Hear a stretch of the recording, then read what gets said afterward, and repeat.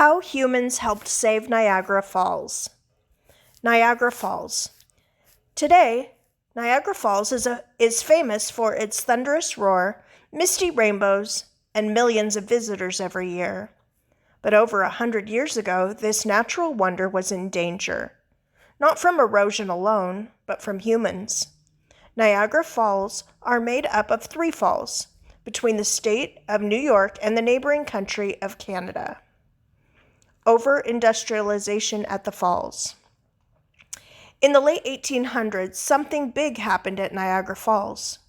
Factories began to pop up along the riverbanks. Companies realized the falls held massive power, water power.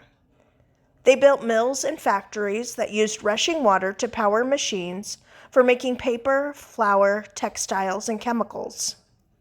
But there was a problem. To run their machines, many factories diverted water away from the falls.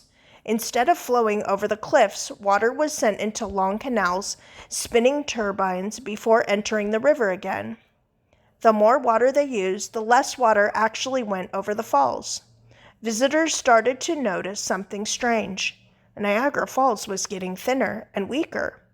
In some places, you could see bare rock where rushing water used to crash down. People worried, what if the waterfall disappeared completely? People took action. Artists, writers, and tourists were upset. Niagara Falls was not just a power source, it was a natural treasure. Newspapers published angry letters, and photographers shared sad images of the dying waterfall. In response, a group of citizens from the United States and Canada formed the Free Niagara movement. They argued that the falls belonged to everyone, not just factory owners. Their hard work led to change. 2 countries, 1 solution. In 1885, New York State created the Niagara Reservation, the first state park in the United States. Soon after, Canada created Queen Victoria Park on its side of the river. But factories were still using water. So in 1909, the U.S. and Canada signed a historic agreement called the Boundary Waters Treaty. The treaty said only a limited amount of water could be taken from the river for power. Enough water must always flow over the falls to keep it beautiful and natural. Both countries had to work together to protect the falls. This was one of the world's first environmental protection laws. Hydroelectric power without hurting the falls.